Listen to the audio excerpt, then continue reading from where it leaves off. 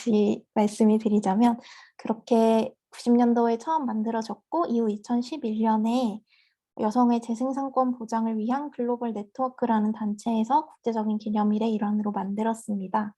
그러면 지금부터 화면 공유를 해서 웨비나를 시작하도록 하겠습니다.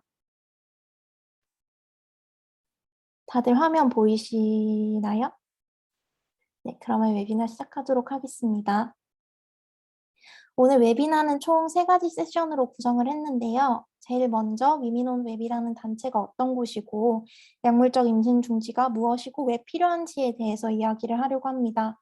두 번째는 민우의 제이님께서 발제를 맡아주실 예정이고요. 낙태죄 폐지 이후 임신 중지 관련 한국의 상황에 대해서 이야기해 주시기로 했습니다.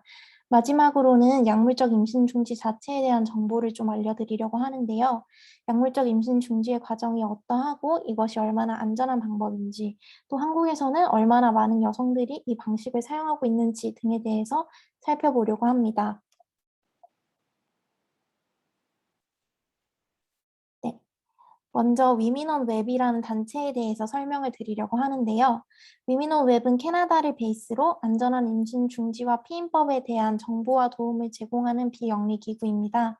2005년 네덜란드 의사인 레베카 곰퍼츠에 의해 설립되었고요. 현재는 의사 연구자, 액티비스트 헬프데스크로 이루어진 팀으로 활동하고 있습니다. 헬프데스크에 대해서만 좀 더 설명을 드리려고 하는데요.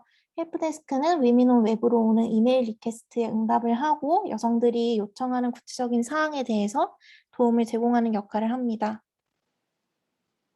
위민온 웹의 활동 목적은 첫 번째로 안전하고 접근 가능하고 합리적인 가격으로 비대면 방식의 임신 중지 서비스를 제공하는 것입니다.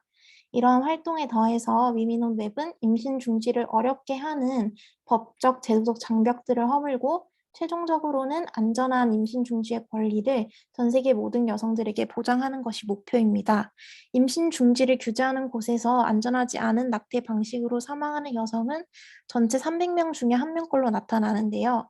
이러한 관점에서 3,000명의 여성에게 안전한 임신 중지 서비스를 제공하는 것은 10명의 여성의 생명을 구하는 일이라고 할 수 있습니다. 보시는 표는 위민원 웹이 한국에서 어떻게 활동해 왔는지를 보여주는 간단한 연표입니다. 위민원 웹이 2005년 창립된 이후에 2015년부터 한국어 헬프데스크 서비스를 제공하기 시작했습니다. 2010년부터 한국 여성들이 서비스를 아름아름 이용하기 시작했었고, 이후 2014년에 여성영화제에서 레베카 곰퍼츠의 이야기를 다룬 베셀이라는 영화가 개봉을 하면서 위민온 웹이 국내에 보다 알려지게 됐습니다. 이후 한국어 헬프데스크가 생겨나면서 더 많은 여성들이 안전한 임신 중지에 접근할 수 있게 됐지만 2018년 위민온 웹 홈페이지는 방통위에 의해서 접속 차단이 됩니다. 때문에 위민온 웹은 우회 홈페이지를 만들었는데요. 2020년에는 이제 VPN 이마저도 차단이 된 상태라 현재는 VPN 우회를 해주는 어플을 이용해야지만 접속이 가능한 상태입니다. 이처럼 홈페이지가 차단되는 경우는 한국에만 국한되지 않습니다. 스페인이 대표적인 사례인데요. 2020년 초에 스페인 정부는 자국 내 위민원웹 홈페이지 접속을 차단했습니다. 그래서 올해 1월 27일 위민원웹은 여성단체인 위민링크의 도움을 받아 스페인 정부를 상대로 고소를 진행 중입니다. 스페인 정부는 자국 내 온라인 약물 판매가 금지되어 있으나 위민원웹이 이를 어기고 여성들에게 약물을 배송한다는 것을 이유로 문제를 제기하고 있는데요. 이번 소송은 단순히 위민원의 홈페이지 차단을 해지하라는 요구를 넘어서서 임신 중지를 결심했을 때 여성들에게 얼마나 정보가 부족하게 제공되고 있고 이것을 위민원 웹이 해결하고 있다라는 것에 대해 주목하게 만드는 것까지를 목표로 하고 있습니다. 지금 슬라이드에서 보시는 이미지는 위민온 웹의 우회 사이트인 어볼션 코리아의 홈페이지 모습인데요. 여기 보이시는 임신 중단 의약품 상담 신청을 시작하세요를 선택을 하시면 의약품 처방을 위한 간단한 온라인 상담을 하실 수 있습니다. 이 상담 내용은 위민온 웹 의사들에 의해 검토되고 약물적 임신 중지가 가능하다고 판단될 경우에는 처방이 이루어집니다. 일반적으로 약물적 임신 중지는 임신 초기, 그러니까 임신 20주 임신 12주 이내에 이루어질 경우에 가장 효과적이고 안전하다고 말이 되는데요. 12주 이후의 경우에는 합병증 그리고 추가적인 외과적 시술이 필요할 수 있기 때문에 최대한 빠른 시간 내에 약물적 임신 중지를 시행하는 것이 중요합니다. 또한 12주 이후에 약물적 임신 중지를 시도할 경우에는 병원에 방문해야 할 확률이 높기 때문에 1시간 이내에 병원에 도착할 수 있는 장소에서 약물을 복용할 것을 권장합니다. 약물에 대한 알레르기가 있거나 자궁의 임신인 경우 혹은 기타 출혈성 장애가 있는 경우에는 약물적 임신 중지가 불가능하기 때문에 이런 부분을 꼭 의사와 상담하고 복용을 결정을 해야 되고요. 이런 상담 신청 외에도 다양한 정보들이 어벌션 코리아의 홈페이지에서 제공되고 있으니까 관련해서 궁금하신 분들은 홈페이지를 방문해 주셔도 좋을 것 같습니다. 그럼 지금부터 약물적 임신 중지가 무엇인지에 대해서 좀 더 설명을 드리려고 합니다. 약물적 임신 중지란 말 그대로 약물 복용을 통해 임신을 종결하는 것을 의미합니다. 일반적으로 약물적 임신 중지는 두 가지 약물을 사용하는데요. 왼쪽에 보이시는 동그란 알약인 미페프리스톤과 아래 육각형의 미소프로스톨을 사용합니다. 이 약물들은 WHO의 필수 약물 리스트에 등재되어 있고 그 안전성과 필요성을 인정받았다고 할 수 있습니다. 미페프리스톤과 미소프로스톨을 복용하게 되면 약간의 복통과 생리와 유사한 출혈 등이 나타나는데요. 그 외에 흔한 부작용으로는 어지러움, 구토, 설사 등이 있습니다. 오른쪽에 보시다시피 WHO는 임신 12주까지 여성들이 스스로 약물을 이용해서 임신 중지를 진행하는 것이 안전하다고 밝혔는데요. 그럼에도 불구하고 여전히 국내에서는 약물적 임신 중지에 대한 위험성을 제기하고 있습니다. 왜 약물 낙태에 대한 위험성이 제기되고 또 어떤 지점에서 위험하다고 혹은 안전하다고 말해지는지는 이따가 마지막 세션에서 좀 더 자세히 설명드리려고 합니다. 안전한 임신 중지의 방법에는 약물적 임신 중지와 외과적 임신 중지 두 가지가 있습니다. 외과적 임신 중지의 방법은 간단한 수술을 통해서 진행이 되는데 가장 추천되고 또 흔하게 사용되는 방법은 사진에 나와 있는 진공흡입법이라는 방식입니다. 흡입술은 부드럽게 휘어지는 흡입관을 진공 펌프와 연결해서 자궁 내 수태물을 흡입하는 방식으로 이루어지는데요. 2019년 한겨레의 보도에 따르면 2019년을 기준으로 가장 최근에 이루어진 임신 중지 관련 연구 조사 결과 전체 임신 중지 수술 중 47%가 이 흡입술이 아닌 소파술로 이루어졌다고 합니다. 소파술은 날카로운 기구인 큐렛을 사용해 자궁의 내용물을 비우고 자궁 내막을 긁어내는 시술인데 자궁 내막에 손상을 줄 수 있어서 WHO는 소파술보다 안전하고 간단한 흡입술을 권고하는 상황입니다. 또한 이 외과적 임신 중지를 선택했을 경우에 수술이 필요한 만큼 병원을 방문하는 것은 필수적이라고 할 수 있는데요. 반면 약물적 임신 중지는 마취나 수술 도구가 필요 없이 스스로 약물 복용을 통해 임신을 종결합니다. 약물적 임신 중지는 가정에서 스스로 수행할 수 있는데요. 일부 여성들은 이 과정이 생리량이 많은 날이나 혹은 자연유산을 경험하는 것과 유사하기 때문에 더 편안하게 느낀다고 밝혔습니다. 약물적 임신 중지의 방법은 병원을 예약하고 방문하는 과정을 없앴기 때문에 양육이나 직장 문제로 병원 방문하기 어려운 사람들에게 선택지를 제시합니다. 몇몇 국가에서는 오로지 외과적 임신 중지만을 허용하고 있는데요. 임신 중지의 안전성이 얼마나 빠른 시일 내에 임신 중지 시술을 받느냐에 달려 있다는 것을 고려했을 때 두 가지 옵션을 모두 허용하는 것은 매우 중요하다고 할 수 있습니다. 지금 보시는 이미지는 2020년 WHO가 약물적 임신 중지의 장점과 필요성 등의 정보를 담은 보고서에 실린 인포그래픽인데요. 보시면 약물적 임신 중지의 특징을 네 가지로 설명하고 있습니다. 약물적 임신 중지의 경우 의료 접근성이 떨어지는 상황에 있는 여성들, 예를 들어서 최근 코로나 상황 같은 경우에는 전국적인 락다운 상황 때문에 외출이 아예 불가능하거나 혹은 자가 격리 중으로 인해서 외부 출입이 어려운 경우에 있는 여성들에게 또 산부인과 인프라가 없는 지역에 거주하는 여성들에게 쉽게 임신 중지에 접근할 수 있게 해주고 또한 약물 복용 과정에 있어서 어떠한 신체적 변화가 있을 것이고 약을 어떻게 복용해야 하는가에 대한 정보를 제공함으로써 여성이 스스로 임신 중지의 프로세스를 관리할 수 있게 되고 결국 그 과정을 더욱 안전하고 편안하게 느낄 수 있게 만듭니다. 결국 약물적 임신 중지는 병원이 너무 멀거나 보험이 안 돼서 비용 부담을 할 수 없거나 등등 외과적 임신 중지를 선택할 수 없는 여성들에게 대안을 제시합니다. 지금까지 위민원 웹에 대한 간단한 소개와 약물적 임신 중지에 대해서 설명해 드렸는데요. 다음은 한국여성민우회 여성건강팀 소속 제이님께서 이어서 발제해 주시겠습니다. 네, 제가 화면 공유를 할 수 있는 거겠죠? 해볼게요. 제가 지금 수락했는데 혹시 되는지 확인해 보시겠어요? 네.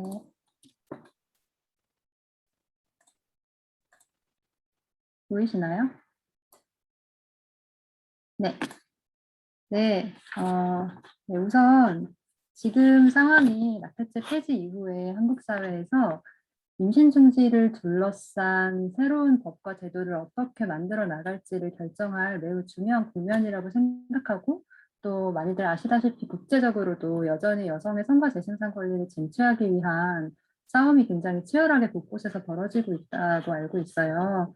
그래서 저희는 이제 안전하고 합법적인 임신 중지를 위한 국제 행동의 날이라고 길게 이 날을 부르고 있는데, 이런 특별한 날에 이 이슈에 관심 갖고 계신 분들이랑 만나서 이야기할 기회를 갖게 되어서 너무 반갑습니다.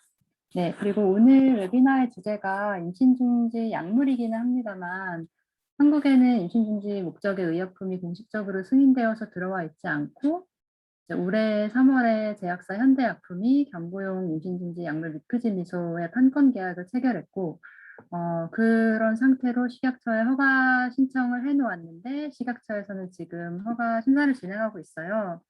그래서 지금 일단 약물의 안전성에 대한 검증을 거치는 것은 매우 중요한 일이고, 그리고 상식적으로 생각했을 때 국민들의 건강을 위해서 최대한 이로운 조치가 무엇일지를 따져서 과학적으로 이제 검증을 하고 약물을 도입하고 관리해 나가면 되는 것일 텐데요. 근데 여기에는 어떤 상태를 건강권이 침해된 상태로 인식할 것인가, 그리고 누구의 건강이 국가가 보호해야 할 건강이고, 혹은 거기에서 배제되어도 되는 건강인가, 아니면 낮은 시장 가치라든지 비과학적인 반대 여론 같은 것을 이제 의식하면서 다른 판단을 내리게 된다든지, 이런 이제 문제적인 혹은 질문들, 이런 게 건강권이라는 가치를 중심에 놓고 판단하는 데 개입되곤 하기 때문에 이 부분이 정치적인 투쟁의 영역이 되기도 하고 있습니다. 지금의 한국 상황이 사실 그러하다고 생각하고요. 그래서 이 약물적 임신 중지에 대해서 살펴보고자 할 때 우리는 한국의 상황을 전반적으로 같이 살펴보면 좋겠다고 생각해서 오늘 이야기를 좀 준비해 보았고요. 지금 53년에 형법 낙태죄가 제정됐고 2019년에 우리는 낙태죄 폐지를 외치면서 환호했었잖아요. 그 과정을 그냥 아주 짧게만 그냥 한번 생각해 보면, 형법이 제정되고 나서 66년 동안은 그동안 사실 낙태죄라는 것을 사회적으로 이슈화한 게 되게 최근 몇 년밖에 안 되긴 하거든요.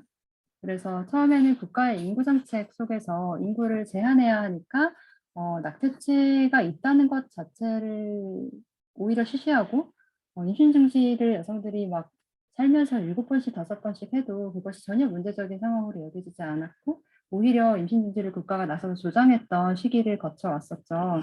그리고 나서 2000년대에 들어서면서 저출산이 이제 문제라고 하니까 갑자기 정책 방향을 선회해서 임신 중지에 대한 처벌을 강화하고 단속을 강화하기 시작했고, 거기에 맞물려서 2010년 프로라이프 의사회가 낙태 고발 전국이라고 소위 불리우는 이제 동료 의사들을 고발하는 행동을 벌이면서 한국 사회에서는 낙태죄에 대한 사회적 이슈화가 처음으로 대두되게 됩니다. 그리고 그때부터 임신 중지권 보장을 요구하는 운동이 시작되게 되고요.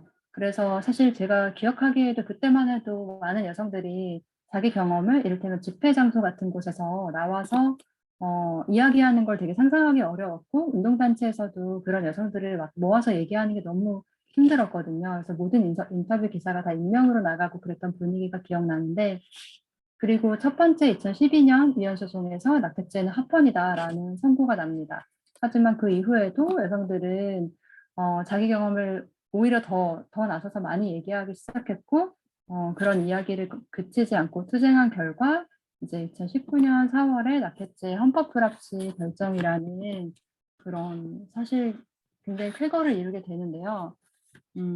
이 역사적인 선고가 나기까지는 사실 정말 많은 당사자들의 움직임, 목소리, 투쟁들이 계속 수반되어 있었던 것이고, 헌법재판소의 결정문을 비교해 보시면 2012년에는 이 기념비적인 문장인데요. 사익인 인부의 자기 결정권이 태아의 생명권 보호라는 공익에 비하여 결코 중하다고 볼 수 없다라는 정말 상징적인 문장을 남겼던 것에 비해서 2019년에는 태아의 생명을 보호한다는 국가의 법령도 임신한 여성의 신체적, 사회적 보호를 포함할 때 실질적인 의미를 가질 수 있고, 그리고 임신 중지를 감소시키기 위해서는 다른 재반적인 조치가 이루어져야 된다라는 점을 명확하게 짚고 있고요. 오늘 여기서 다 짚을 수는 없겠지만 이외에도 임신 중지로 인한 여성의 사회적 고통을 명확하게 인정한 점, 그리고 재생산권 보장을 위한 국가의 책임을 명시한다든지 하는 유의미한 판단들을 담고 있었던 판결입니다. 선고죠. 네. 그래서 여기서 중요한 것은 낙태죄 폐지라는 것의 의미가 그저 임신 중지를 처벌하고 있는 조항 몇 개 삭제해서 그치는 것이 아니라 임신 중지를 경험하는 주체의 권리를 한국의 법과 정책이 포함해야 한다는 점, 그리고 임신 중지가 많이 일어나지 않게 하기 위해서, 그리고 개인의 재생산권을 보장하기 위해서 국가의 실질적인 대책은 임신 중지 처벌이 아니라 피임과 양육 지원을 포함한 전반적인 노력이어야 한다는 점, 을 명확하게 짚었던 굉장히 큰 한 걸음을 우리는 2019년 벌써 2년 전인데요. 그때 이미 뺐다고 할 수 있겠고요. 그런데 이때 이제 그냥 단순 위헌 선고가 난 것이 아니라 헌법 불합치 선고가 난 것이기 때문에 이것은 기한 내에 헌법재판소가 선정한 기한 내에 법을 개정하지 않으면 이 법의 효력을 상실한다라는 판단이었어요. 그래서 그 기한이 2020년 12월 31일까지 이 위헌 판단의 주요한 의미들을 살려서 개정 입법이 있었어야 했던 상황인 거죠. 그런데 우리가 다 알다시피 개정 입법은 이루어지지 않았습니다. 그래서 사실 우리가 이제 낙태죄 폐지됐다 이렇게 얘기하는데 사실 많은 사람들이 법이 도대체 지금 어떻게 되어 있는 건지 갸웃갸웃하는 경우도 많이 있는 것 같거든요. 그래서 지금 법이 어떻게 남아 있는지를 보시면 원래 이제 제27장 낙태의 죄라는 형법의 장이 있고 이 장에서 의사와 여성에 대한 처벌 조항이 삭제된 것이에요.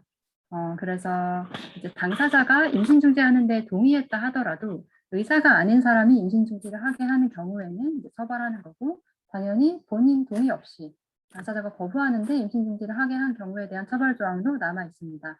그래서 이 두 경우에 대한 처벌은 당연히 필요한 것이겠죠. 그런데 만약 비의료인에 의한, 그러니까 의사가 아닌 사람에 의한 무면허 의료 행위를 처벌하고자 하는 것이라면, 그러면 사실 의료법상에 있는 무면허 의료 행위를 처벌하는 조항으로 처벌하면 되긴 하거든요. 그리고 형량도 그쪽이 훨씬 더 높아요. 그런데 그 행위를 여기에서는 낙태의 죄라는 이름으로 다루고 있는 것이고, 그리고 본인이 동의하지 않았는데 임신 중지를 강제한 경우에도 현행 법으로는 그것을 태아를 없앤 죄로 그 죄를 묻고 있는 거예요.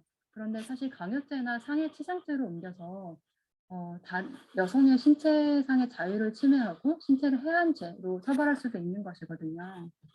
그래서 현재 지금 이 낙태죄라는 장 자체가 굉장히 누더기법으로 남아있는 상황이고, 법률의 재정비는 어떤 식으로든 필요한 상황이기는 한데, 저는 사실 이 형법상 낙태죄라는 이 27장 전부를 다 삭제하는, 사실 이 낙태죄라는 모욕적인 이름의 죄명을 형법상 남겨놓을 필요는 없을 거라고 생각하고, 상징적으로도 삭제하는 게 맞다라고 생각하는 입장입니다.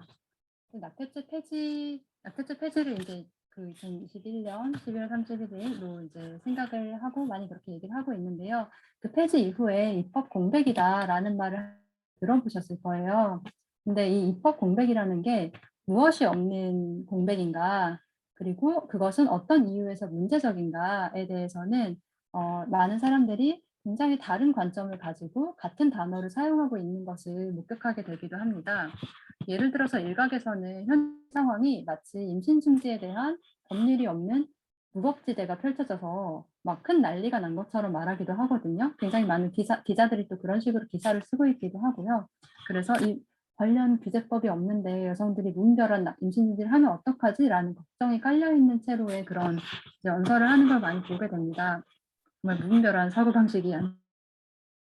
근데 재작년에 모두를 위한 낙태죄 폐지 공동행 민우에서 함께하고 있는 모두를 위한 낙태죄 폐지 공동행동이라는 연대체의 활동가들이 해외 사례를 연구하려고 캐나다를 방문했었는데요. 그때 담당 공무원에게 캐나다는 임신 중지에 대한 어떠한 규제책이 있냐라고 물었을 때 계속해서 모른다라는 답변만 했었던 거예요.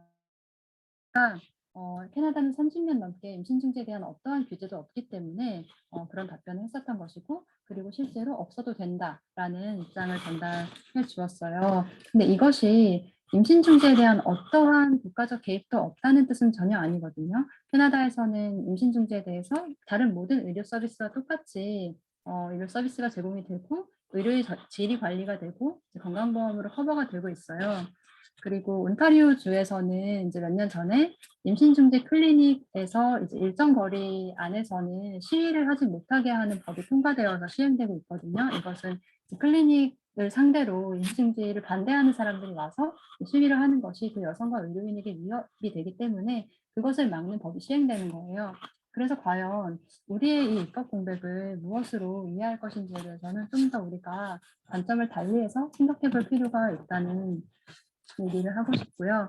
사실 한국은 아까 말씀드린 대로 66년 동안 임신중지를 형사처벌하는 법을 놔두고, 그것이 임신중지라는 것이 원래 범죄이기 때문에 임신중지에 대한 정보는 온라인 커뮤니티나 아름아름 막 그냥 지인들끼리만 그렇게 알아봐야 했고, 그리고 비난받을까 봐 임신중지 사실은 계속 비밀에 붙여야 했고, 병원에 간 시민이 처신 똑바로 하라는 등 그런 이제 훈계나 비난을 들어도 어떻게 할 수 없었고, 막 이런 식의 사실 낙태죄를 놓은 거 말고는 다른 어떠한 것도 제대로 하지 않고 다 방치되고 있었던 상황이었던 거잖아요.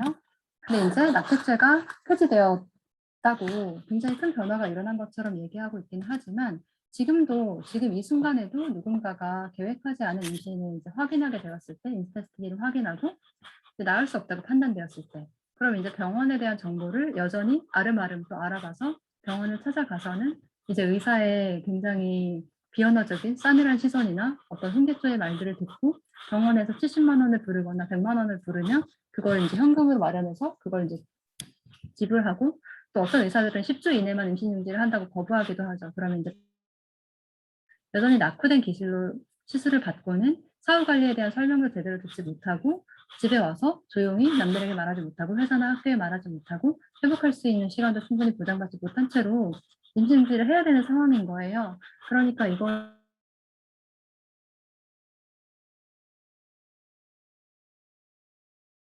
변한 게 하나도 없는 그런 상황이고, 이런 상황을 그동안 수십 년 동안 국가가 방치한 걸 넘어서 조장해 왔다고도 할 수 있는 상황이기 때문에 국가는 이러한 문제에 대한 해결의 책임을 가지고 있는 것이죠.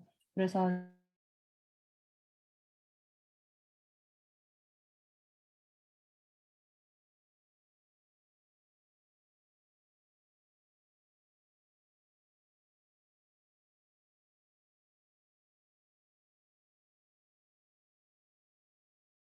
머리를 모아야 되는 상황이라고 할 수 있겠습니다. 그리고 그 아까 전에 얘기했었던 그런 누더기법, 형법 남아있는 것들, 그리고 다른 법률들을 어떻게 개정할 것인가에 대한 움직임이 없었던 건 아니에요. 작년에도 계속 이제 입법안들이 나와 있었고, 이 내용들을 자세히 지금 살펴보지는 않겠습니다만, 일단 권리를 보장하는 쪽으로 움직여서 이제 입법 움직임을 하는 이제 의원들도 있었어요. 그래서 모자보건법상에 임신중지 이제 시술만 가능하다고 해놓은 부분을 이제 약물을 추가한다든지, 아니면 국가가 임신중지 권리를 보장해야 할 의무를 법에다 명시한다든지, 아니면 근로기준법을 개정해서 이제 임신중지할 경우에도 휴가를 보장하는,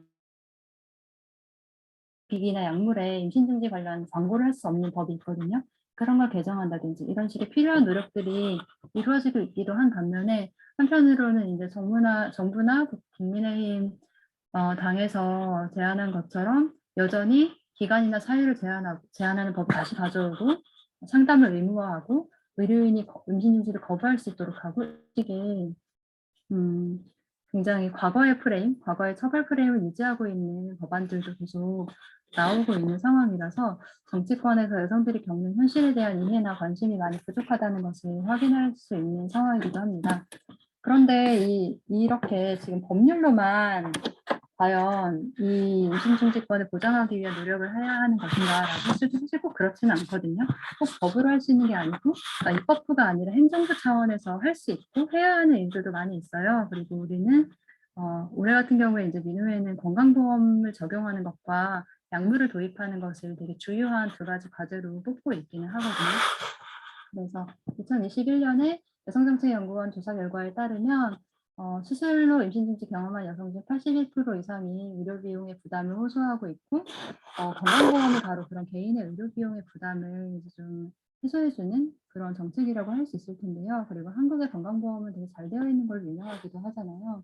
그래서 어떻게 국민의 보건과 사회 보장을 향상시킬 것인가에 대한 이제 논의를 토대로 어디까지를 보험 적용할 것인가 문제를 결정하게 될 텐데 그 기준이 의외로 굉장히 절대적이지가 않습니다. 예를 들어서 90년대 초까지만 해도 아까 얘기했었던 그런 인구정책 하에서 피임 시술은 전부 급여화가 되어 있었거든요. 그런데 이제 저출산 이렇게 넘어오면서 피임 시술을 전부 다 비급여화하는 걸로 바꾸게 돼요. 그래서 우리가 지금도 뭐 그런 임플란론이나 이런 거 시술을 할 때 피임 목적으로 하는 경우에는 전부 굉장히 높은 금액의 수십만 원의 돈을 내고 해야 되는 거죠.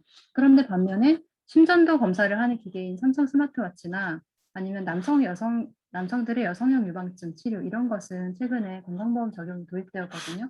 근데 이것은 어떤 것이 필수적이고 중요한 의료적 요구인가라는 판단이 굉장히 인위적으로 혹은 어떤 관점에 따라서 이루어지고 있다는 것을 보여주는 것이기도 합니다.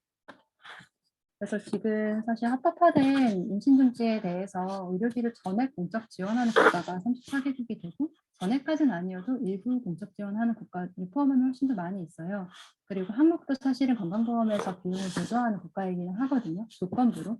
그래서 이제 그 급여 수가는 8만 원에서 한 20만 원대까지 주수별로 나뉘어 있는데 근데 이게 이제 원래는 전반적으로 다 범죄인데 임신중지는 범죄인데 특정한 몇몇 사례 이를테면 강간에 의한 임신이거나 생명이 위독한 경우나 이런 경우에만 이제 허용해 주는데 그 허용 사유에 해당되면은 보험을 적용해 주겠다라는 식의 이제 규정을 가지고 있었던 건데 사실 대부분의 임신 중지가 그런 매우 예외적인 사례에 해당되지 않기도 하거니와 지금까지는 그 예외적 사례에 해당된다고 하더라도 예를 들어 내 임신이 강간으로 인한 것이었다는 걸 어떻게 증빙해야 될지에 대해서 판결문을 요구한다든가 아니면 내가 생명이 위독하거나 강간으로 인한 임신이라고 하더라도 배우자의 동의를 요구한다든지 하는 식의 이유들로 인해서 아니면 그냥 병원이 처벌을 두려워서 그냥 비급여로 한다. 우리는 기록을 남기지 않겠다라고 하기 때문에 그냥 비급여로 처리되는 경우가 훨씬 많았죠.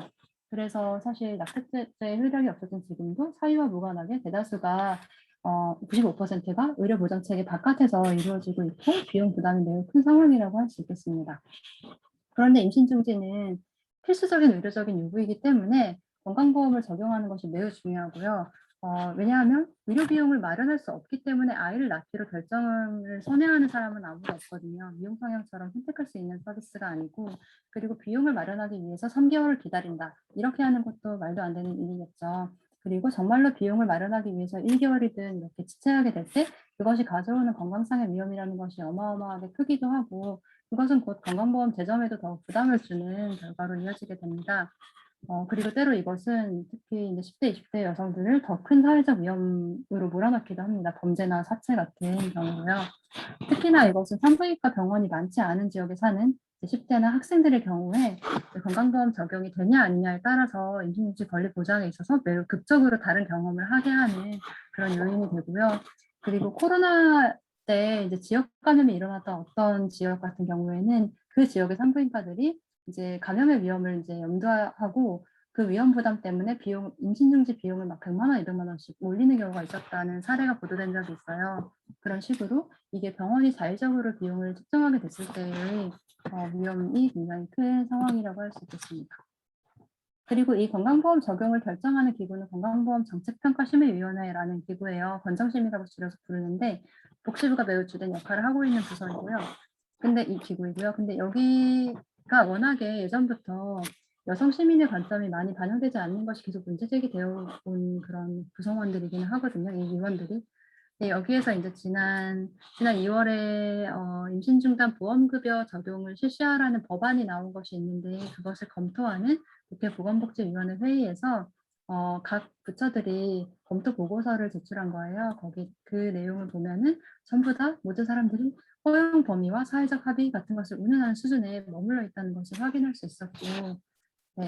그리고 다 대부분은 이제 법 개정이 이루어져야 논의를 할 수 있다는 입장인데, 그것은 네. 사실 이게 의료 서비스가 아닌, 여전히 의료 서비스가 아닌 다른 무언가, 처벌해야 할 수도 있는 무언가로 사고하는 관습이 남아있기 때문에 계속해서 이제 개정법이 나와야만 뭔가를 할 수 있다고 생각하는 거라고 볼 수 있겠습니다. 그런데 사실 만약에 만에 하나 그런 식의 허용법이 만들어진다고 하더라도 그것이 굉장히 기상천외한 상상 불가능한 정도의 법이 마련될 건 아니겠잖아요. 그렇다면 합법적인 임신 중지의 경우에는 어떻게 건강보험을 적용할 것인지에 대한 선을 논의해서 정해놓는 것은 충분히 지금도 가능하다고 할 수 있겠고, 그걸 보여주는 게 이 2월 25일에 이 기구에서 정했었던 임신 중절 교육 상담료를 신설하는 결정이에요. 3만 원 선에 임신 중지를 원하는 여성들이 의사에게 신청할 경우에는 일정한 교육 상담을 받고 할 수 있도록 이제 새롭게 급여 수파를 선정한 것인데요. 임신 중지에 대한 어떠한 개정 입법도 나와 있지 않았지만 이 부분은 도입이 되었었던 거죠. 이렇게 이제 필요에 따라서 충분히 조치를 취할 수도 있는 거다. 근데 한편으로는 이 상담이 어떻게 여성들이 그 임신 중지 시술을 받기 전에 의무적으로 받아야 하는 상담 같은 관문처럼 작용하지 않도록 해야 할지에 대한 모니터링이 좀 필요한 상황이긴 합니다. 그리고 이제 약물인데요. 약물도 사실 굉장히 상황이 비슷해요. 임신 중지 약물 중에서 미소프로스톨이라는 약물은 한국에서도 승인되어서 사용되고 있거든요. 그런데 다만 이것은 이제 임신 중지용으로 승인된 것이 아니라 위궤양 치료제로 승인된 것이기 때문에 사실 약간 임신 중지에 사용하는 것은 불법적인 탈법적인 일이라고 할 수 있겠는데요. 이 약이 자궁을 수축시켜서 그 자궁 내 물질을 배출시키는 기능을 하기 때문에 사실 유산한 경우에도 유산의 경우에 약물이나 이제 부산물을 내보내는데 이미 쓰이고 있어요. 이런 경우에 이제 적응증 외 처방이라고 해서 산부인과 의사들이 좀 기꺼워하지는 않는, 그래서 소극적으로 사용되고 있기는 합니다. 근데 이제 한국에서 이렇게 약물 도입이 안 되어서 과거에 아까 얘기한 그런 합법적인 임신 중지를 하는 경우에 이를테면 뭐 생명 위험하거나 강간으로 인한 임신인 경우에도 당연히 약물 선택지는 주어지지 않았고, 지금까지도 굉장히 많은 여성들이 탈법적인 경로, 불법적인 경로로 약을 구해서 사용하고 있고 굉장히 불안감과 위험에 시달리고 있는 상황이죠. 이 상황 자체가 굉장히 권리가 침해된 것이고, 최신의 의료기술과 약물에 대한 접근이 한국 정부의 지금까지 굉장히 포괄적인 법과 낙후된 정책으로 인해서 제한되어 온 것이라고 할 수 있습니다.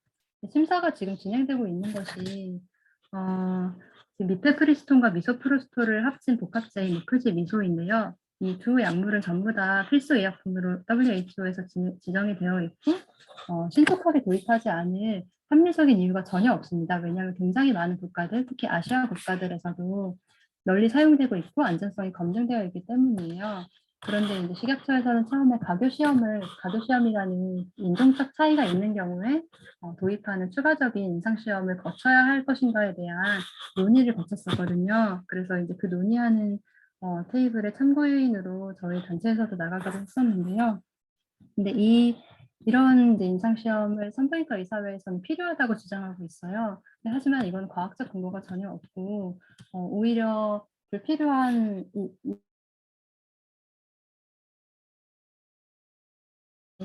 불필요한 시험을 통해서 이 불법적인 약물을 구하고 있는 사람들을 계속 방치하는, 오히려 안전성에 해가 되는 상황을 그냥 놔두는 조치일 수밖에 없는 그런 상황이고요.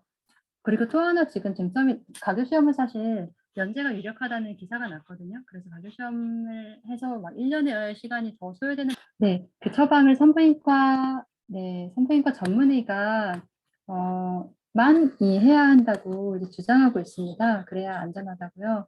그런데 이 부분은 특히 한국 사회에서는 산부인과가 고르게 분포되어 있지 않기 때문에 산부인과가 아예 없는 지역들도 있거든요. 그래서 어떤 경우에는 굉장히 접근성이 떨어지게 되는 부분이 있고, 그리고 산부인과 전문의가 처방하게 하는 이유는 전문의로부터 충분한 설명과 이제 검사를 받기 위해서인 거잖아요. 그럼 WHO에서도 모든 경우에 그런 검사가 필요한 건 아니다라는 권고가 나기도 했고, 그리고 설명에 대해서는 사실 이 부분은 제가 지금 시간을 너무 오버하고 있는 것 같아서 마음이 초조한데, 저희 예전에 그 피임약을 재분류하는 논의가 한국에서 몇 년에 걸쳐서 진행된 적이 있어요. 그래서 그 사전 피임약과 사후 피임약, 응급 피임약을 이제 전문 의약품으로 할 것인가, 일반 의약품으로 할 것인가에 대한 이제 분류 논의였었는데, 그때 응급 피임약을 일반 의약품으로 해서 이제 약국에서도 구입할 수 있도록 하는 것에 대해서 의사들이 굉장히 반발을 하면서 전문 의약품으로 해서 안전하게 접근할 수 있도록 해야 한다라고 주장을 했지만, 저희가 작년에 진행했었던 그 여성들의 의료 경험 실태조사 결과에 따르면 거기서 이제 남겨주셨던 어떤 분의 그 사례가 굉장히 기억에 남아 있는데, 응급 피임약을 처방받으러 산부인과 전문의에게 갔고 산부인과 전문의가 이제 약을 주길래 이것을 혹시 어떤 사용법이나 부작용에 대한 설명을 해주실 수 있냐라고 물었더니, 그 산부인과 전문의가 한숨을 쉬면서 근데 사용법은 거기 약 안에 들어있고요. 그냥 약 안 먹고 나태하는 것보다는 부작용을 겪는 게 낫지 않겠어요? 라고 이제 반문하였다는 거예요. 그러니까 이건 산부인과 전문의가 약물 설명을 하느냐 아니면 약사가 하느냐가 중요한 게 아니라, 누가 설명을 하든 정말 여성주의적 그 감수성을 가지고 정확한 정보를 편견 없이 주도록 하는 것이 중요한 거죠. 그래서 이건 약물 중지에 대해서도 정말 마찬가지라고 생각을 하고요. 그리고 해외의 경우에는 기존의 규제가 예를 들어서 꼭 이제 병원에 원내 처방을 해야 하는 그런 식의 규제들이 코로나로 인해서 이제 원격 처방이나 이런 방식으로 바뀌어가면서 과연 과거의 규제가 필요했던 것이었는지에 대한 질문이 제기되고 있기도 합니다.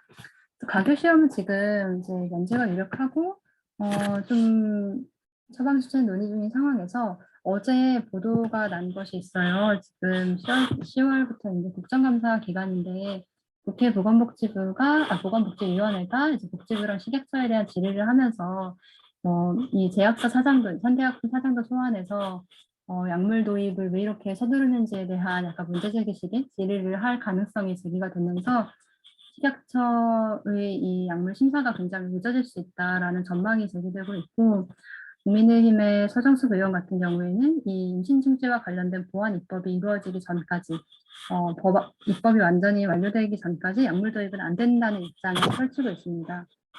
이 관련 보완 입법이 될 때까지 약물 도입은 안 된다, 건강보험 적용은 안 된다, 이런 식의 이제 답변들이 굉장히 많이 정말 너무 많이 들려오고 있는 상황인데요.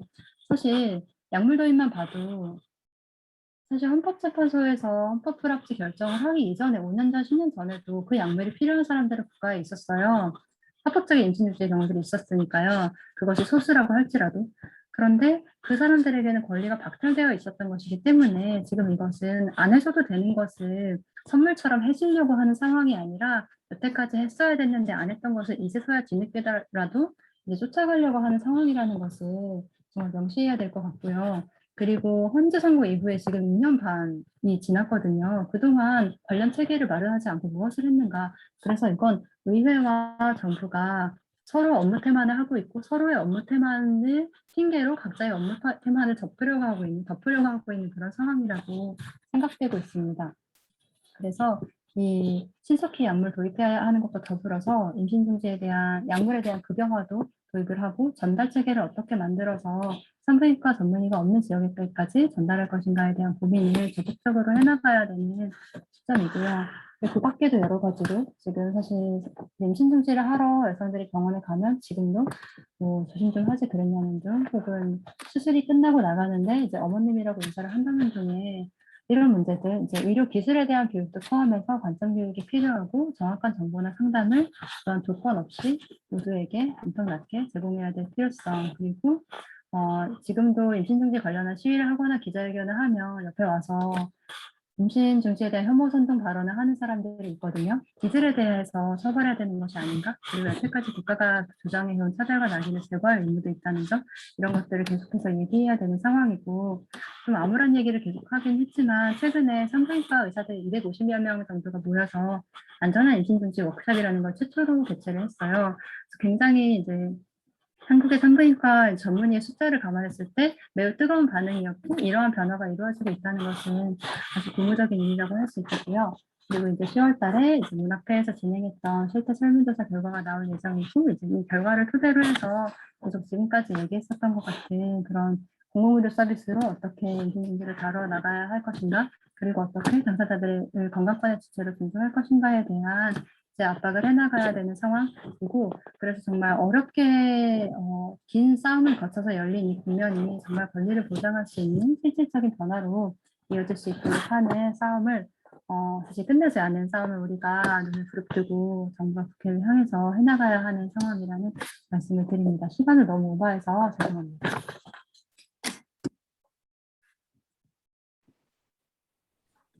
네, 발제 잘 들었고요. 마지막으로 세션 3 시작하도록 하겠습니다.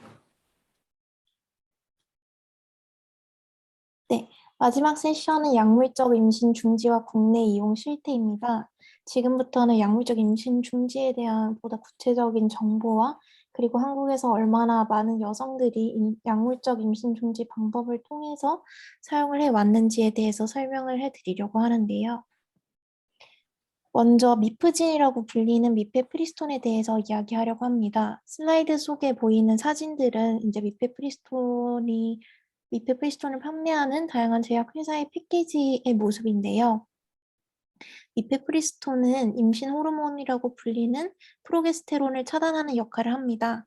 프로게스테론은 수정란이 자궁에 잘 착상할 수 있도록 만들고 모유 생산을 돕는 호르몬인데요. 이 호르몬이 차단됨으로써 수정된 난자가 자궁벽에서 분리되게 됩니다. 미페프리스톤과 미소프로스톨을 동시에 복용했을 경우에 약물적 임신 중지가 성공할 확률은 약 98% 정도에 이릅니다. 다음은 미소프로스톨입니다. 아까 제이님께서도 미소프로스톨이 이미 위궤양 치료제로 한국에서 사용되어 왔다는 것을 말씀을 해주셨는데요. 이 미소프로스톨이 임신 중지 약물로 사용되기 시작한 역사가 굉장히 흥미로워서 그 부분을 좀 소개해 드리려고 해요. 왼쪽에 보이시는 이 신문을 보시면 이 신문이 이제 어떻게 처음에 미소프로스톨이 사용되게 되었는지에 대한 내용을 담은 보도인데요. 미소프로스톨은 80년대부터 위궤양을 치료하기 위한 목적으로 사용되어 왔습니다. 이것을 임신 중지를 위한 약물로 사용하게 된 계기는 한 브라질 여성이 미소프로스톨 복용 시 주의 사항 중에 임신 시에는 복용하지 마세요라는 경고 문구를 읽으면서 시작됩니다. 임신 중지를 원하는 여성들이 아름아름으로 위궤양 치료제를 복용했고 이를 알게 된 과학자들이 미소프로스톨을 약물적 임신 중지를 위한 목적으로 이후에 개발하게 됐습니다. 미소프로스톨의 역할은 아까 말씀하셨던 것처럼 자궁 경부를 부드럽게 해서 자궁 수축을 일으키고 그 안에 수태물을 빠져나오게 하는 역할을 합니다. 그래서 미소프로스톨만으로도 임신 중지가 가능하기도 한데요. 임신 중지의 성공률을 높이고 보다 안전한 방식으로 임신 중지를 하기 위해서는 미페프리스톤과 미소프로스톨을 동시에 복용하는 것이 필요합니다. 이 위궤양 치료제라는 점 때문에 미소프로스톨은 이미 한국에서 정식 의약품으로 등록되어 사용되어져 왔는데요. 오른쪽에 보이시는 알소벤이나 이제 가스토텍, 사이토텍 등의 이름으로 등록되어 있지만 처방 없이 약국에서 구입하는 것은 매우 어려운 상황입니다. 지금부터는 약물 복용 이후에 나타나는 변화에 대해서 설명해 드리려고 합니다. 임신 중지를 위해서는 미페프리스톤 복용 이후 24시간에서 48시간 이내에 미소프로스톨을 복용해야 하는데요.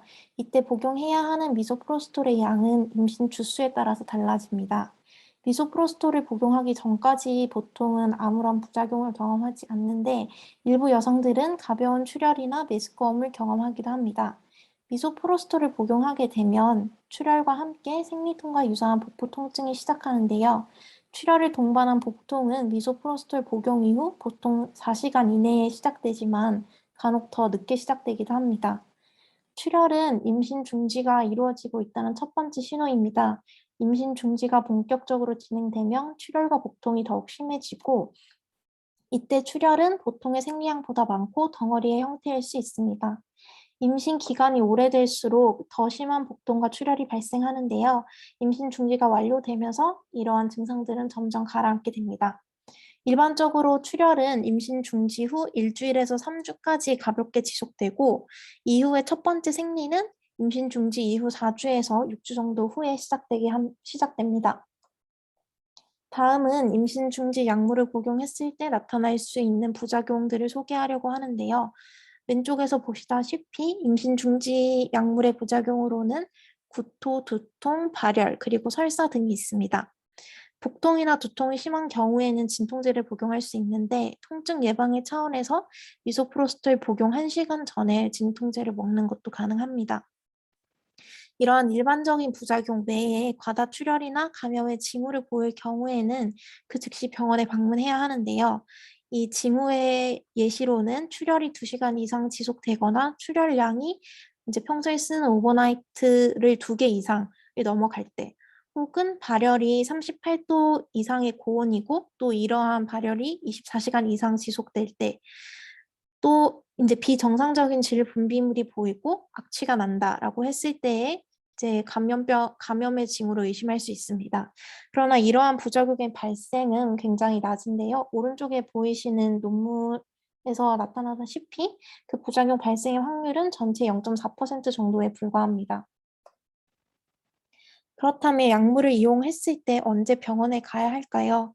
약물적 임신 중지 이후에 병원을 방문하는 데에는 크게 2가지 목적이 있다고 볼 수 있는데요. 첫 번째는 임신이 완전히 종결됐는지를 확인하기 위해서 초음파를 하러 병원에 가는 것입니다. 출혈과 통증이 있다고 해서 임신이 완전히 종결되었음이 의미하진 않기 때문에 완전히 임신 중지가 이루어졌는지를 확인하기 위해서는 병원에서 초음파를 받거나 약물 복용 이후 3주가 지난 다음에 임신 테스트기를 사용해서 확인할 수 있습니다. 하지만 임신 테스트기를 이용을 했을 때에는 3주가 지났다고 하더라도 양성 반응이 나올 수 있는데요. 이는 아직 혈액 안에 임신 호르몬이 남아있기 때문입니다. 따라서 임신 종결이 이루어졌는지 바로 확인하고 싶거나 이제 양성 반응이 나타났을 때 보다 확실한 결과를 원한다고 하면 병원에 방문해서 초음파를 통해 확인할 수 있습니다. 2번째는 합병증이나 심각한 부작용이 발생했을 경우에 치료를 받기 위해서입니다. 부작용 발생의 확률이 낮다고 하더라도 그 가능성은 여전히 남아있기 때문에 약물 복용은 아까 말씀드린 것처럼 병원에 1시간 이내에 방문할 수 있는 곳에서 이제 복용하는 것이 좋습니다. 앞서 말씀드린 복부 통증이나 과다한 출혈 등 심각한 부작용이 있고 감염이나 기타 합병증의 증상이 나타난다고 했을 때에는 바로 병원에 방문해서 검사를 받는 것이 좋습니다. 이때 환자에게 이루어지는 처치는 자연유산 이후에 이루어지는 처치와 동일하기 때문에 어, 유산 수술이 가능하거나 출산을 진행하는 산부인과라면 모두 병원에 방문하셔서 적절한 의료 서비스를 받을 수 있습니다. 결국에 약물적 임신 중지를 시도하는 모든 경우에 병원을 방문해야 하는 것은 아니며 약물적 임신 중지 이후에 항상 추가적인 외과 수술이 필요한 것도 아님을 알 수 있는데요. 이제 완전한 임신 종결에 실패한 것이 드러났을 때에는 병원에 방문해서 외과적 수술로 임신 종결을 하거나 임신 12주가 되지 않은 시점이라면 집에서 다시 약물을 복용하는 방식으로 다시 시도할 수도 있습니다. 그렇다면 지금부터는 왜 약물적 임신 중지에 대한 위험성이 제기되고 있는지를 이제 뉴스에 보도된 몇 가지 의견을 중심으로 살펴보려고 합니다. 이러한 문제 제기는 주로 산부인과 의사들에 의해서 이루어지고 있는데요. 지금부터는 어떠한 이유로 위험하다고 말해지는지에 대해서 살펴보고자 합니다. 첫 번째는 약물적 임신 중지 이후 복통과 출혈의 위험성이 있다는 이야기인데요. 오른쪽에 나오는 기사를 보시면 10주 이상 지난 여성이 약물을 복용할 경우에 수혈이 필요할 만큼 심각한 출혈이 발생할 수 있고 10주가 아니라 7주 이내라도 복용을 했을 때 구토와 설사, 두통, 현기증은 물론 심한 복통과 하혈을 경험할 수 있다고 말하고 있습니다. 약물 복용 이후에 복통과 출혈이 있다는 것은 아까 말씀드린 것처럼 사실인데요. 그러나 이것은 건강상의 위험을 나타내는 징후라고 보기보다는 임신 중지 약물이 작동을 하면서 나타나는 자연스러운 과정의 일부라고 보시는 것이 적절합니다. 또한 10주 이후에 복용이 위험하다는 건 역시 틀린 정보인데요. 왼쪽에 보이시는 파란색 부분 안의 내용은 WHO가 2020년에 발표한 보고서의 내용입니다. 보고서는 임신 12주까지 여성에게 의료 서비스 제공자의 감독 없이 개인적으로 약물 복용을 통해서 임신 중지를 진행하는 것을 권장한다고 밝히고 있습니다. 임신 12주 이내의 여성이 약물적 임신 중지를 시도할 경우에 이때 위험성은 자연유산이 위험한 정도와 같다고 할 수 있습니다. 또한 아래 논문을 보시면 이 아래 논문은 2016년 프랑스에서 발표된 연구인데요. 수혈이 필요한 정도의 위험한 출혈이 발생하는 경우는 전체의 0.1에서 0.1% 정도라고 합니다. 두 번째는 불완전 유산의 위험이 있다는 건데요. 이 아까 봤던 같은 뉴스에서는 복통과 출혈에도 불구하고 이 약물적 임신 중지는 불완전 유산이 될 위험이 높고 불완전 유산의 경우에는 출혈과 염증, 자궁 손상 등의 부작용이 있고 심하면 자궁 척추를 해야 된다. 또한 7주 이내 복용한 여성의 5에서 8%가 대량 출혈로 응급수술을 받는다고 그 위험성을 설명하고 있습니다.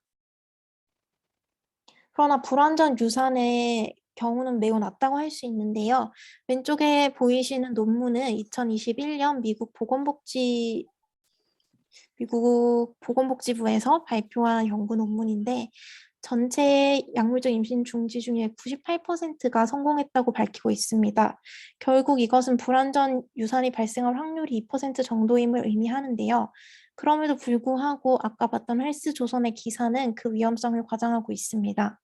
또한 약 5에서 8% 정도의 여성이 약물적 임신 중지로 인해 응급수술을 받는다고 했는데요. 오른쪽에 미국 보건복지부가 2015년에 발표한 자료를 보시면 1998년부터 2010년까지 인공임신 중절을 선택한 1,600만 명의 미국 여성 중에 사망한 여성의 수는 108명이었습니다. 이는 약 0.001%의 사망률이라고 할 수 있고요. 다음은 동일한 보고서에 있는 표의 내용인데요. 이 표를 보시면 이제 임신 중지 이후 사망한 여성의 사망 원인과 그리고 임신 주수 등의 정보가 나와 있습니다. 13주 이내에 임신 중지를 시도한 여성 중에 약물적 임신 중지 이후 사망한 여성의 숫자는 12명이고 수술적 임신 중지 방식 이후 사망한 여성의 숫자는 28명인 걸로 보이는데요. 이는 결국 약물적 임신 중지가 무조건 외과적 임신 중지보다 위험하다는 일부 언론과 의사들의 주장이 틀렸음을 보여줍니다. 약물적 임신 중지가 100% 안전하고 모든 상황에서 외과적 임신 중지보다 낫다고 할 수는 없지만 그렇다고 외과적 임신 중지가 무조건 더 안전하지도 않다는 이야기죠. 마지막은 가교 임상을 거치지 않았기 때문에 위험하다는 건데요. 첫 번째로는 이제 미프진 실험은 대부분 서양을 통해서 이루어졌기 때문에 인종적 차이를 검증을 해야 한다는 주장이 있고, 두 번째로는 해외에서는 미페프리스톤 단일제를 사용하지 현대약품처럼 미소프로스톨과 함께 사용하는 콤비텍을 판매하지 않기 때문에 이 경우의 안정성을 검증해야 한다는 주장입니다. 먼저 인종적 차이에 대해서 살펴보려고 하는데요. 오른쪽은 미페프리스톤이 합법적으로 사용되는 국가들의 지도입니다. 이를 보시면 사용하는 국가 중에 중국이 포함된 걸 보실 수 있는데요. 또한 2021년 4월에는 일본 NHK가 현대약품과 계약한 라인파마사의 약품을 일본인을 대상으로 실험을 했고 임상 결과 93%의 유효성과 안전성이 확보되었다고 밝혔습니다. 중국과 일본을 넘어서 북한에서도 미프진의 안전성은 입증이 되었는데 왼쪽의 논문은 2010년 북한이 국제산부인과 저널에 발표한 미프진의 안전성에 대한 논문입니다. 해당 연구는 2007년부터 1년 동안 임신 56일까지의 여성을 대상으로 연구를 진행했으며 그 결과 임신 중지 효과는 96%인 것으로 나타났습니다. 다음은 미페프리스톤과 미소프로스톨을 함께 사용하는 것의 안전성 검증에 대한 이야기인데요. 대한산부인과 의사의 회장은 이제 미소프로스톨과 미페프리스톤을 함께 사용하는 경우에는 연구가 충분하지 않기 때문에 검증이 필요하다고 말을 했습니다. 하지만 아래 WHO 보고서에서도 드러나듯이 미페프리스톤과 미소프로스톨을 함께 사용하라고 국제적인 권고가 존재하는 상황이고요. 지금 보시는 보고서는 캐나다 정부의 후원을 받는 여성단체 아이패스의 보고서인데 아이패스 역시 미페프리스톤과 미소프로스톨을 동시에 복용할 것을 권장하고 있습니다. 아이패스는 미소프로스톨만 복용할 경우에 임신 중지에 소요되는 시간이 더 길고 부작용의 위험이 크다는 점을 경고하고 있습니다. 두 가지 약물을 동시에 복용하는 것은 임신 중지의 효과성 측면에서 중요하기 때문에 위민온 웹의 의사들 역시 이 두 가지 약품을 동시에 처방하는 것을 우선으로 하고 있고요. 그래서 결국 약물적 임신 중지의 안전성에 대해 제기되어 온 질문들은 이미 답변이 됐다고 할 수 있습니다. 약물적 임신 중지의 과정은 자연유산의 과정과 동일하고 결국 그 위험도도 유사하다고 할 수 있습니다. 산부인과 전문의들은 약물적 임신 중지 이후에 발생하는 합병증을 어렵지 않게 치료할 수 있고, 약물적 임신 중지 이후에 병원을 방문해야 한다는 사실이 곧 약물적 임신 중지가 위험하다는 것으로 해석되는 것도 부적절합니다. 결국 올바른 방법으로 약물을 복용하면 약물적 임신 중지는 매우 안전한 방법이고, 의약품을 통한 임신 중지를 임신 9주 이내에 실행할 경우에 합병증이 발생할 위험은 매우 낮아집니다. 마지막으로 한국 여성들의 약물 사용률에 대해서 설명을 하고 오늘 세션을 끝내려고 합니다. 다음 왼쪽에 보이시는 표는 위민온 웹이 한국어 서비스를 시작한 2015년 이후에 2020년까지 임신 중지 약물의 복용을 요청했던 여성들의 숫자입니다. 오른쪽은 2018년 한국 보사연 통계인데요. 15세에서 44세 이하의 여성들 10,000명을 조사한 결과 총 756명의 임신 중지의 경험이 있다고 밝혔습니다. 이 중에 74명만이 약물적 임신 중지를 선택했는데요. 이들은 자연유산 유도약이나 유사약품을 사용했고 전체 62% 정도가 이제 의사의 처방을 받아서 약물적 임신 중지를 진행했다고 했는데요. 이때 처방이라는 것은 위궤양에 사용되는 약물을 이제 처방을 받았다는 것으로 해석될 수 있습니다. 그 외에도 지인의 구매 대행이나 온라인 구매 등을 통해서 약물에 접근했다고 밝혔는데 결국 이것은 약물이 합법인지 아닌지와는 관계없이 한국의 전체 임신 중지 중에 약 10%는 이미 약물적 임신 중지를 통해서 이루어져 왔으며 그중에 40%가 지인이나 온라인 구매와 같이 안전성이 불분명한 방법을 이용했음을 알 수 있습니다. 이제 지금까지 약 1시간 정도 세션을 진행을 했는데요. Q&A를 진행하기 전에 유민원 웹에서 진행하는 크라우드 펀딩 이벤트를 소개하려고 합니다. 이제 저희가 웨비나 외에도 세계 안전한 임신 중지의 날을 맞아서 다양한 이벤트를 하고 있는데 크라우드 펀딩이 그 일환이죠. 그래서 오늘 줌 링크를 보내드리면서 펀딩 홈페이지 링크를 같이 보내드렸는데요. 위민원 웹의 활동을 지원하고 싶으신 분들은 아까 보내드린 링크로 접속하셔서 이제 같이 펀딩 이벤트에 참여해 주셔도 좋을 것 같습니다. 위민원 웹은 비영리 기구로 여러분의 기부금에 의해 운영되고 있으며 매년 10,000명 이상의 여성에게 제한된 자원으로 서비스와 도움을 제공합니다.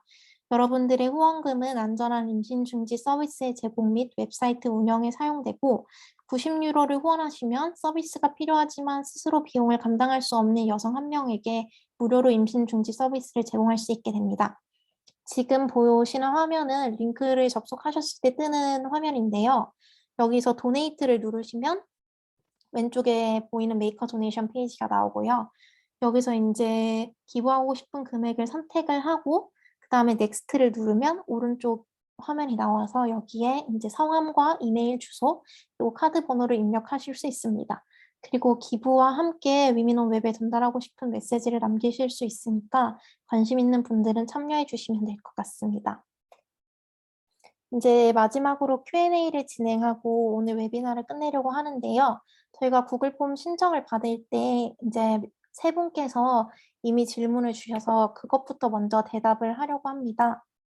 첫 번째 질문은 한국 내 약물적 임신 중지의 역사에 대한 질문이었는데 앞서 국내용 실태를 설명해 드리면서 어느 정도 답변이 됐다고 생각을 합니다.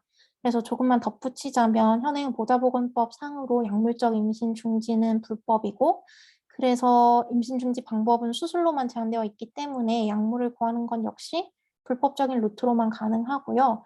거기서 지금 질문자님께서 말씀하신 치료 목적으로 처방을 받는다는 거는 아까 통계에서 나왔던 것처럼 이제 위궤양 치료제를 처방받는 거를 말씀을 하시는 것 같아요. 그래서 어쨌든 약품 자체가 가짜이거나 아니면 복용 방법을 제대로 숙지하지 못한 상태에서 보장하거나 이런 상황이 발생하기 때문에 약의 안정성이 이제 약물적 임신 중지의 위험성이 계속 제기되고 있다고 저는 생각을 하고요. 그래서 현재의 시점에서 안전한 약물적 임신 중지를 하기 위해서는 위민원 웹을 비롯한 믿을 수 있는 NGO 단체의 도움을 받는 것이 가장 안전하다고 생각합니다. 그리고 두 번째 질문은 미성년자의 약물적 임신 중지에 대한 접근성 보장이 어떻게 되어 왔는가에 대한 내용이었는데 이게 위민원 웹 단체에 대한 질문인지 아니면 한국 사회 전반에 대한 질문인지가 명확하게 드러나지가 않아서 일단은 저희 단체를 기준으로 말씀을 드릴게요. 일단 위민원 웹의 경우에는 연령에 상관없이 온라인 컨설테이션을 진행할 수 있도록 하고요. 대신에 나이가 15세 이하일 경우에는 저희 팀 내에서 이제 15세 이하의 환자들을 담당하는 의사에게 처방을 진행하도록 하고 있습니다. 그리고 메일을 통해서 함께 이 상황에 대해서 논의할 수 있는 보조가 있는지 혹은 현지에서 도움을 받을 수 있는 기관이 있는지 등에 대해서 이야기를 하고요.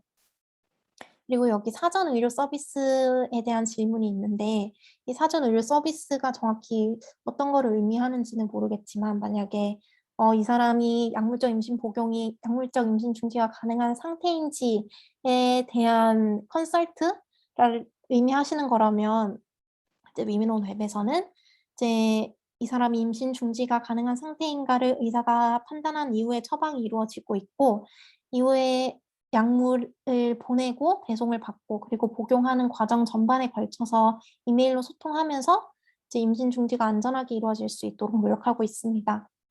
그리고 마지막은 이제 정친 미프진 수입에 대한 반대 움직임에 대해서 특별한 논의나 대응 방안이 있는지에 대한 질문이었는데요. 현재 미민원 웹에서는 단체 차원에서 특별한 대응 방안을 준비하고 있지는 않고 오히려 이 부분은 민우의 제이님께서 답변해 드리는 게 더 적절할 것 같아서 혹시 여기에 대해서 말씀 나눠주실 수 있으실까요? 네, 지금 이 말씀하신 특별한 사안 자체에 대해서 추가적인 논의를 아직은 하진 않았는데요. 근데 이런 식의 반대 움직임들은 계속해서 있어 왔고, 특히나 이런 목소리들이 주장하는 것이 언제나 같은 얘기를 하고 있거든요. 이제 태아의 생명 보호라는 가치를 가져와서 태아의 생명 보호를 위해서는 임신 중지를 더 이상 허용해 주면 안 된다라는 식의 논리를 계속 펼치고 있는데 사실 아까도 말씀드린 것처럼 그것은 태아의 생명을 보호하기 위해서라도 만약에 정말로 그것에 관심이 있다면 힘을 할 수 있는 것을 최대한 지원하고 비용적으로도 지원하고 교육적으로도 지원하고 정보를 제공하는 방향으로 갈 수도 있고 또 가능한 빨리 안전하게 임신 중지를 하도록 하는 것이 훨씬 더 실효성 있는 방안이라는 것에 대한 이야기를 되게 오랫동안 계속 해왔고 헌법재판소의 선고문에서도 이제 그 부분은 일정 정도 이제 규명하고 있는 부분이 있습니다. 그런데 계속해서 그 이야기를 하는 것은 그저 다소 보수 종교계의 표밭을 의식한 어떤 움직임으로 생각되기도 하고 계속 프레임을 권리 중심으로 옮겨가야 되는데 계속 허용할 것이냐 처벌할 것인가로 다시 끌어오는 식의 논의이기 때문에 이것을 공론장에서 취급해 줄 만한 상식적인 이야기로 대응하지 않는 것이 오히려 더 나은 대응 아닌가라는 생각을 좀 저는 개인적으로 하고 있기도 해서 그리고 이제 어떤 입장을 음, 설득할 수 있는 사람들이 있고 좀 그러기 힘들다고 생각되는 사람들이 있는데 어떤 면에서는 우리가 조금 더 설득할 수 있다고 생각되는 사람들과 더 많은 이야기를 하고 더 과학적인 정보를 제공하고 그쪽에 좀 더 힘을 기울여야 된다는 생각도 들어서 사실 이러한 반대 움직임에 대해서 공식적으로 대응을 한다거나 그런 것에 대한 계획이 있지는 않습니다. 네. 그리고 그 미성년자 약물 관련해서는 약물만이 아니라 이제 임신 중지 시술에 대해서도 사실 한국에서 어, 미성년자가 병원에 가서 의료 서비스를 받을 때 이미 굉장히 많은 차별과 제약들이 있는 상황이긴 하거든요. 그것이 꼭 임신 중지가 아니라고 하더라도 그거는 이제 뭐 미성년자를 보호한다는 명목이기도 하지만 한편으로는 비용과 관련한 이제 갈등이 발생했을 때 이제 책임 소재를 명확하게 하기 위한 것이기도 하고 근데 그러한 것들이 법령에 의거해서 이루어진다라기보다는 이제 관행처럼 되어 오고 있는 것 같아요. 그런데 문제는 특히나 임신 중지 같은 경우에 미성년자일 경우 보호자의 동의를 요구할 때, 그 미성년자가 보호자의 동의 혹은 가족의 동의를 받아서 혹은 동행해서 오기가 힘든 경우가 있을 수 있잖아요. 그럴 때 의료 서비스 제공자가 의료 서비스의 제공을 그저 거부하기만 한다면 그때는 미성년자를 정말로 매우 위험한 상황으로 몰아넣게 되는 경우가 될 수 있기 때문에 사실 방금 이민원에 말씀하신 것처럼 어떠한 사후적인 지원 체계를 연계할 것인지에 대한 적극적인 고민 같은 게 매우 필요한 상황이라고 생각합니다. 네, 혹시 질문 안 남겨주신 분 중에 오늘 웨비나를 들으시면서 질문이 추가적으로 있거나 나누고 싶은 이야기 있으신 분 계실까요?